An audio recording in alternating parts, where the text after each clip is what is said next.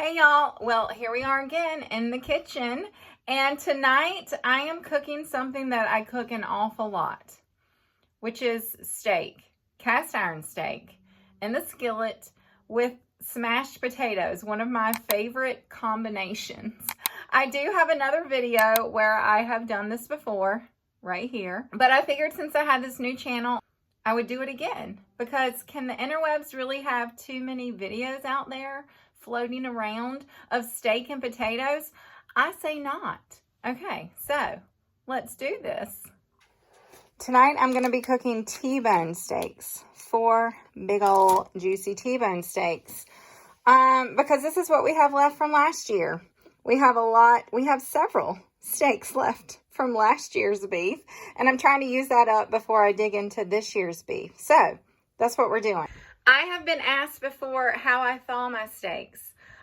These I went and took out of the freezer just a little while ago. I put them in the sink in cold water and let them thaw that way, and it doesn't take very long at all for them to thaw in cold water. Otherwise, you could just take them out of the freezer and let them sit at room temperature until they come to thaw, and that would be fine. Or, of course, you could let them sit in the refrigerator, however you say that. You could let them sit in the refrigerator until they came to thaw. That might be the correct way. I don't know, but this is how I do it an awful lot, and it works just fine. Okay, so to start with, I've got five red potatoes. I prefer red potatoes. I like red potatoes, so that's what I generally use. But you can use whatever kind of potato you want. Small white potato would work fine too. Wash them off, and I just dry them a little bit with a paper towel. There they are. And I put my potatoes in a microwave. Yeah, that's what I do. I've been doing this for several years now, and I just find it works really well.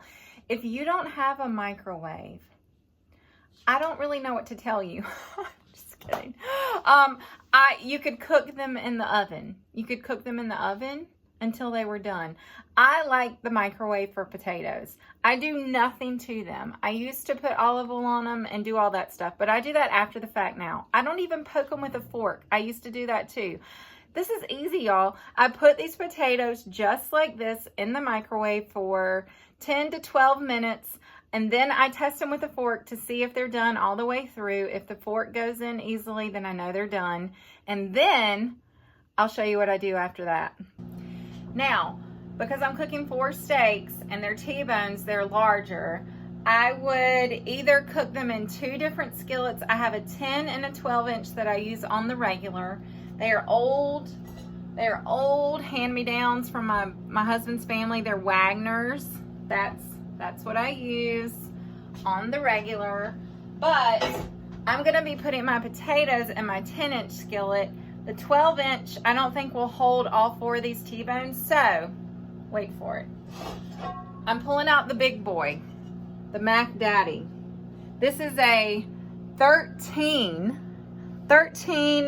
and 7/16, a number 12.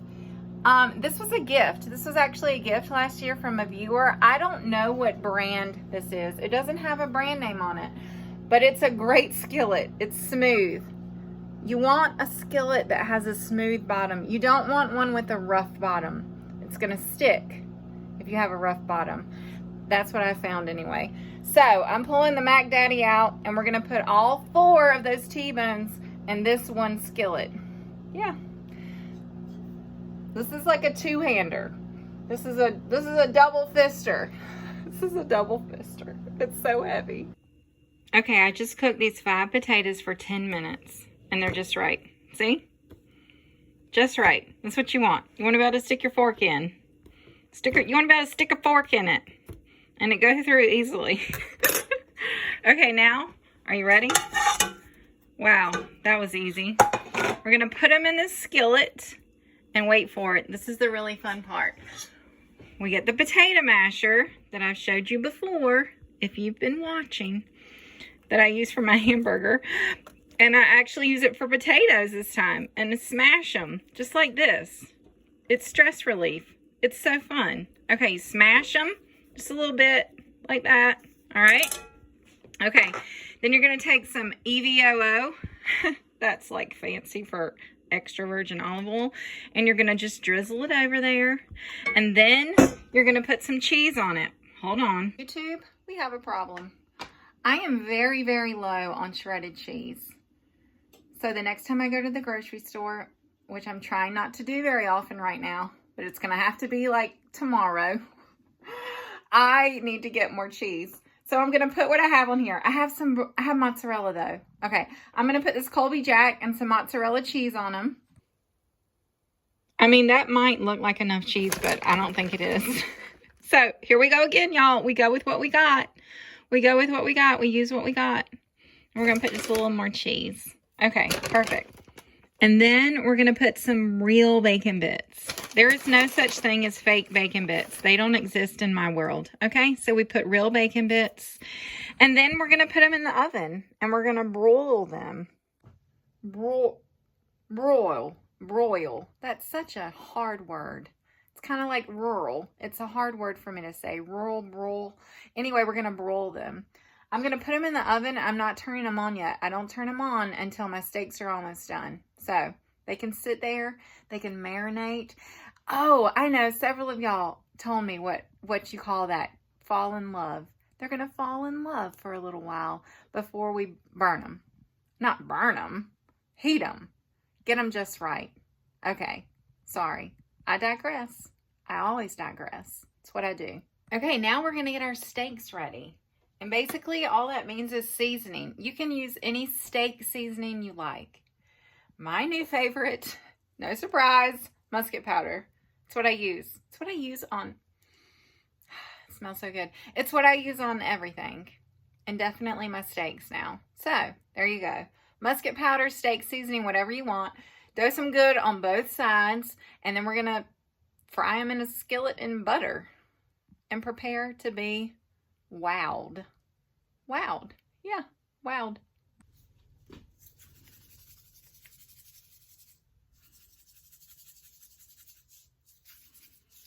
Give them a good little pat. Whoops. Flip. And repeat.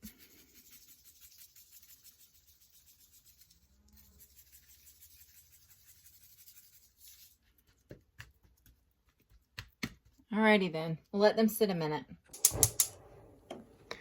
Alright, I'm going to turn the oven on to, I don't know, would that be considered medium high? Medium? Medium-ish? We got butter in here, going to let that melt. Then we're going to put our steaks in. We're going to top it with more butter. And we're going to cook them. Yeah, that easy. Okay, the butter is melted and hot. I'm going to put them in. Like Flynn, and like Flynn, that's what I say, right or wrong. Perfect fit. All right, here we go. We're gonna cook them. I'm gonna flip them when I start to see red. That red is actually not blood. It's actually called myoglobin. It's true. Look it up. Trust me. Anyway. Put more butter on top. Let these bad boys do their thing. What do you think about this meal? One of your favorites? Yeah, it's good stuff. Oh, just one little piece. Alrighty, now that the steaks are cooking, I'm going to turn the oven on to broil. Let the potatoes do their thing while the steaks do their thing. Okay, so this is what I do. When I start seeing that red come up, that myoglobin, that's when I flip them. Now, this is a lot of steaks in one pan, so they might not be 100% uniform, but they're going to be fine. Some people do this little test where they, let's see how we do this. Hold on. I can't think and talk about all that at the same time.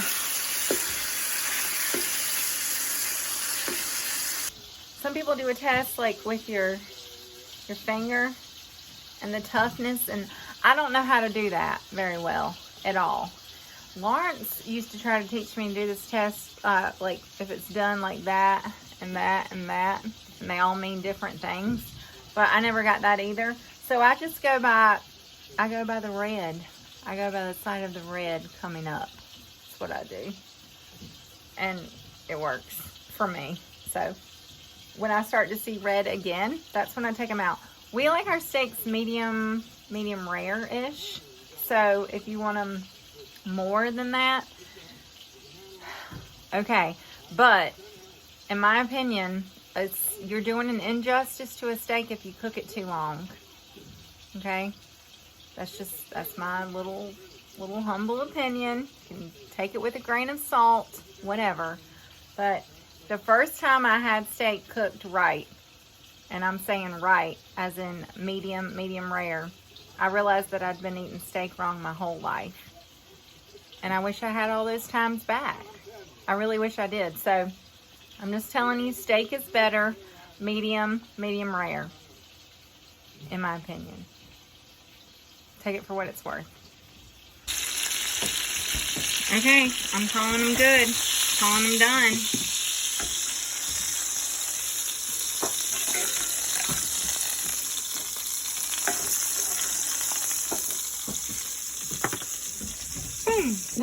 Don't be like me and forget about the potatoes. These are a little too done, but they're gonna be all right.